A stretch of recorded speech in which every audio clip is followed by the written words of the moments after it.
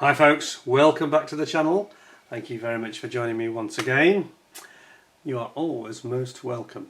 Well, today, the latest from ICM in the Ukraine, and they have sent me this rather interesting U-Boat type Molch, which is basically a midget submarine. And it's got some absolutely brilliant artwork, and I looked at, as soon as I saw the image I thought, it reminds me, I can almost hear the Doppler sound of the sort of sonar underwater radar, you know, blipping away. It's just got that sort of iconic look, hasn't it? Anyway, it's only a 1/72 scale, so it's not going to be too big, I don't think. There's no great history on the side of the box. The kit number though is S, whether that's S for submarine, I don't know, S.019. So I think without further ado we should have a look. It's got 34 parts, so this is not going to be too taxing to build. I'll just show you the artwork on the side as well. It looks like they give you no less than 4 variants, so obviously these were used fairly reasonably widely by the Germans in World War II. And here you can see the 4 different options you have, including some quite interesting sort of camo schemes, which are, yeah, I'm not sure what the idea of having camo on your submarine is. I suppose it's because it might be in shallow waters, perhaps inland sea, inland waterways and that sort of thing. Perhaps it's going to get used for some covert operations. Quite an interesting one. Anyway, without further ado, I think we should have a look at it and see what you think. So it's come sealed. So this has been provided by ICM directly, which is very kind of them. So I should say that up front. So I haven't had to pay for this, but that will not impact my view of it one way or the other. I can absolutely guarantee you. We will give it a fair judgment to get into. They do pack them well, I've got to say. This is fantastic packaging, especially for a cheaper, smaller kit. I think this one's retailing at under £20. So yeah, but it is brand new on the market. It's just appeared in the last couple of weeks. Let's have a look, see if I can get in. I think it'll be alright. It's when they're deeper we seem to have more trouble. These shallow ones are not such a struggle. Let's just pop that over there. Right, so yes, it looks fairly straightforward, I have to say. I think this could be quite a nice. This would be one of those nice weekend builds. I think fairly low stress build. I might have one of those coming up very soon as well, so you never know, this might get built quicker than you think. Let's have a look though. Oh, they've got a nice technical, historical write-up as well, that's always good. So, it says, is there any decals? Yes there are, some decals over there, we'll look at those in a second. It says, the Molch was a single seat, one man, small submarine designed for operations in coastal zones and belonged to the so-called Special Assault Forces, hence the camo as I mentioned. During its development it was designated as Thomas II, and production of serial models known as the Molch began in July 1944. The mini-submarine was equipped with a single electric motor for surface and underwater operation, which limits its combat capability, of course, because of range. Yeah? The depth of immersion was up to 60 metres and the maximum speed in the underwater position was 5 knots. So it's quite a sort of stealthy little thing, isn't it? The hull consisted of 3 sections with a chair for a single crew member in the centre section. Okay, and it's got like an observation bubble on the top, interestingly. The Molch was built at the Decals shipyard in Bremen, and 393 units were produced in total. That's quite a few, isn't it? Actually, there's something quite specialist, that's a lot. As part of the Special Sabotage Formation K, these submarines were used in the Mediterranean and North Seas and made 140 trips by sea by the end of World War II. Wow, I didn't know that, that's very interesting. Okay, so this shouldn't be too long a review because it's not got so many parts. I think we just basically got 2 sprues. We've got sprue map here.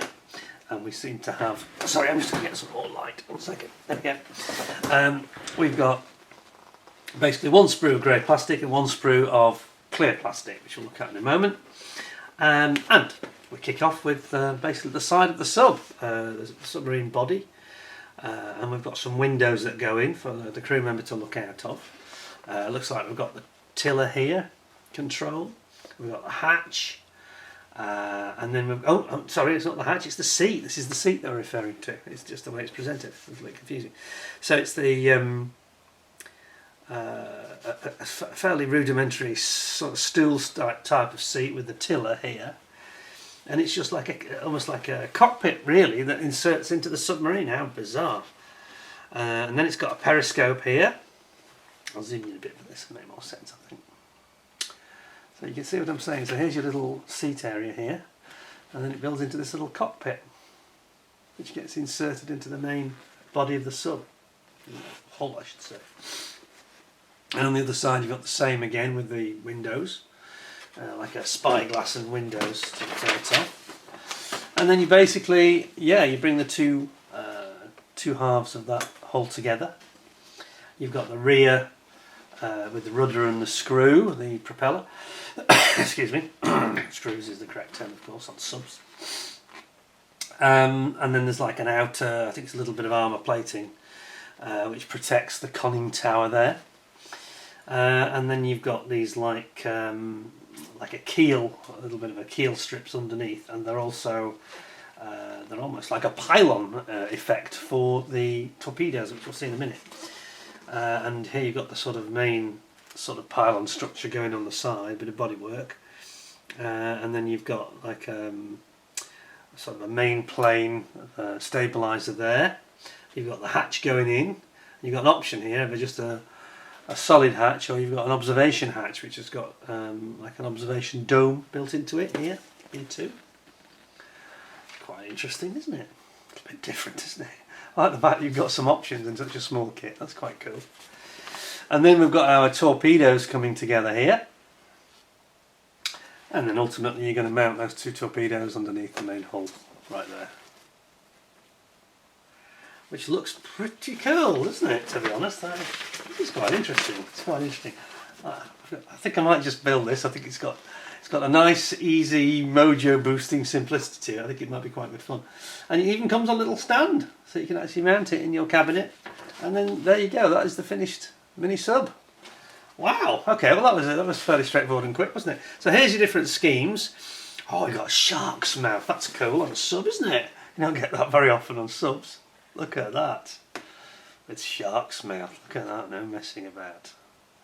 It's almost got like a face, really. And it's like a marine grey, and then you've got like a two-tone with like a... Sorry, zoom out a bit. Then you've got like a two-tone here with like a marine grey-green effect. There's a second marking option, and then you've got that one again. There's slightly different... I think the camo's the same, but slightly different markings on the decals.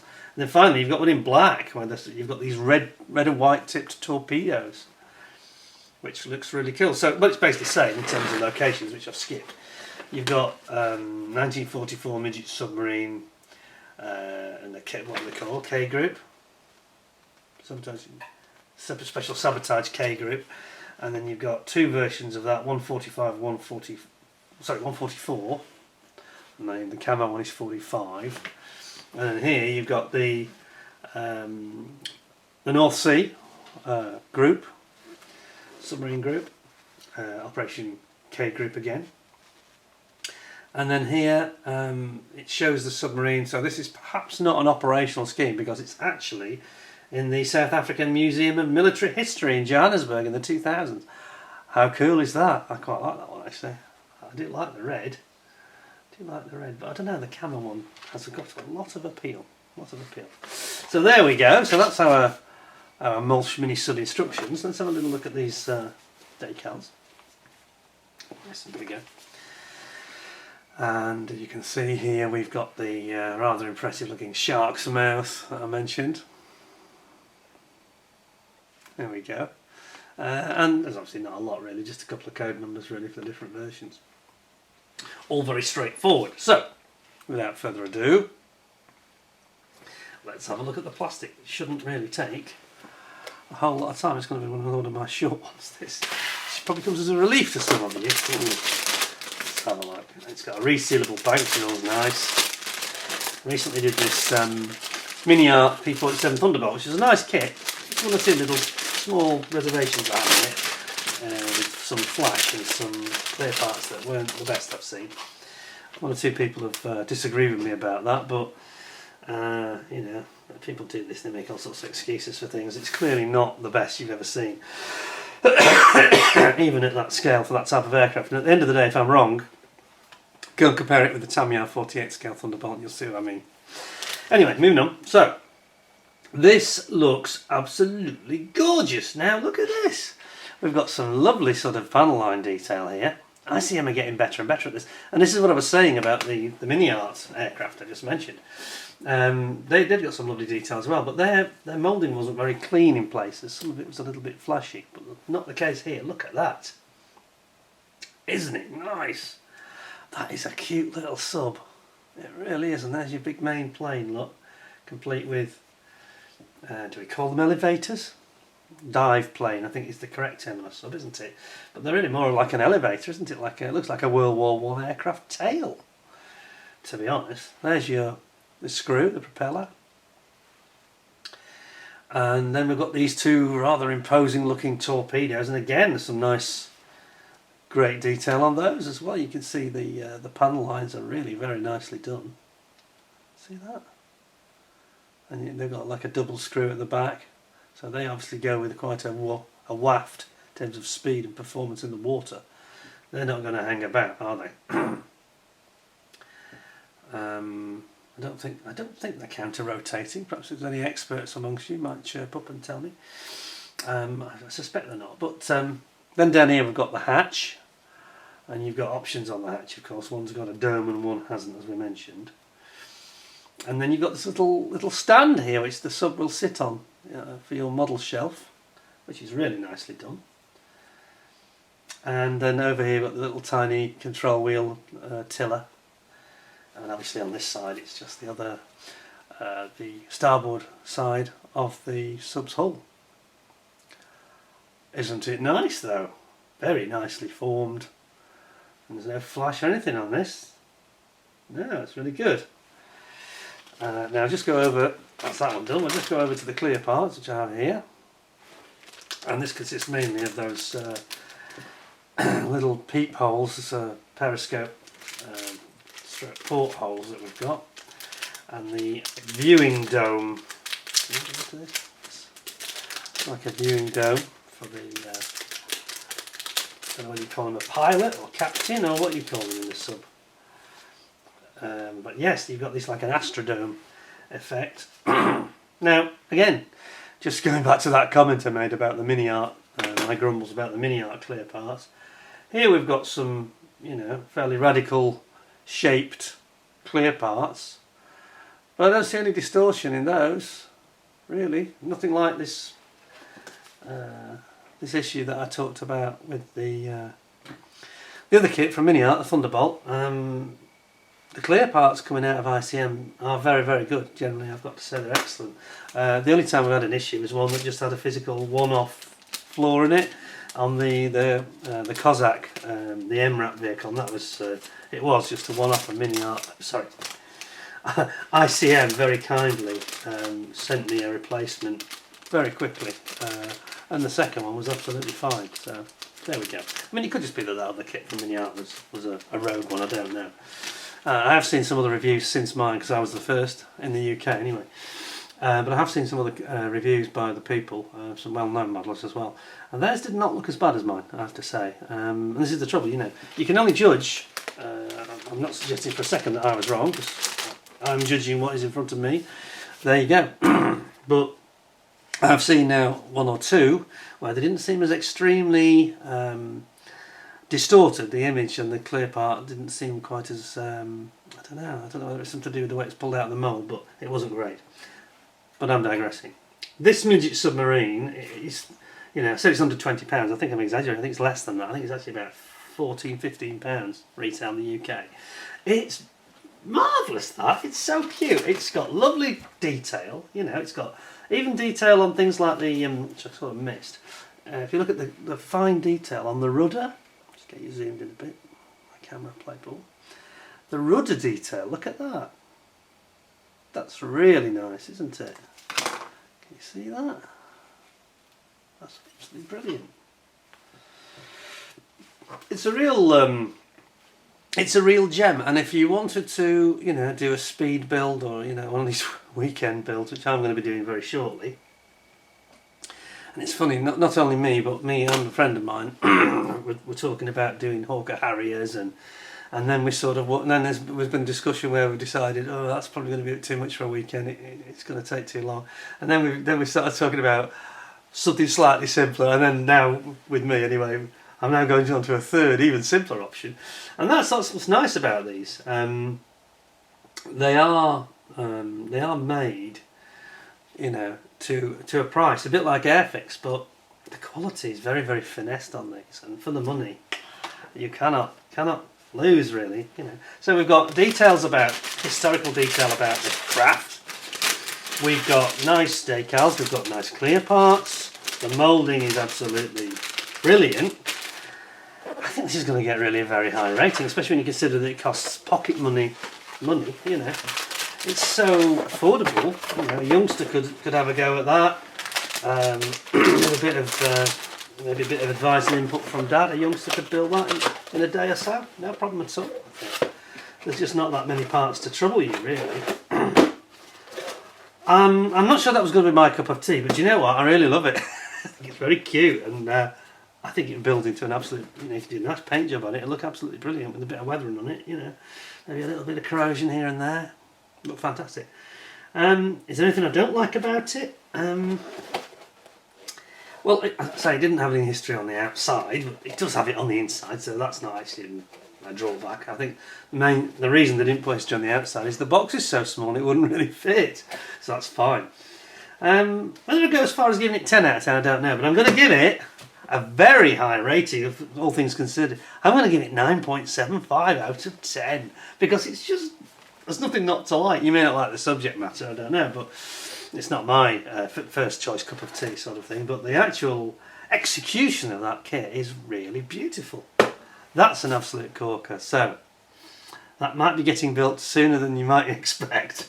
Who knows? Who knows? It's certainly on a short list in my mind of builds. So well done, ICM. Really enjoyed that. Thank you for providing the kit. That has really, you know, when you think what it costs and what you get in, and it's just nice, you know, there's just nothing to dislike about it. So, as I say, 9.75 out of 10, which I think is the highest ICM kit yet. So yeah, it's looking good that they are improving all the time, you know, and getting better. Very impressed. When I said there's nothing not to like about it, the only thing that perhaps takes that 0.25 away, which is at the back of my mind, I was trying to think what it was, I remembered.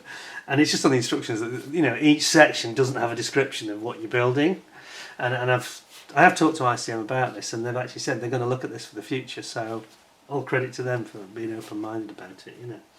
So I think that's a smashing kit, a really nice one. You know, if you wanted to give that as a sort of a stocking filler for Christmas to somebody, or just treat yourself because you want to build a kit, you know, just over a normal weekend, you'd have great fun with that. I think it's a real corker. You could do it in a diorama and all sorts, couldn't you? Or beached on a beach or something. The world is your oyster, as they say. Anyway, thanks very much for watching. I hope you enjoyed it and hope you agreed with my surprisingly positive assessment of that one. Yeah, kind of surprised me a little bit. Really good. Excellent to see that. So, thank you for watching. There'll be lots more coming your way very soon. We've got more from ICM and others, and we are waiting for a nice aircraft to come out of Airfix. In fact, they've just announced something quite interesting, which I'll talk about on another video. So we've got things from them, we've got things from the Far East, lots more from ICM, plenty to look forward to. Thanks very much for joining me. Hope you'll give me a thumbs up, a 10 out of 10. And until next time, thanks very much for watching. Look after yourselves. Thanks a lot, and bye for now.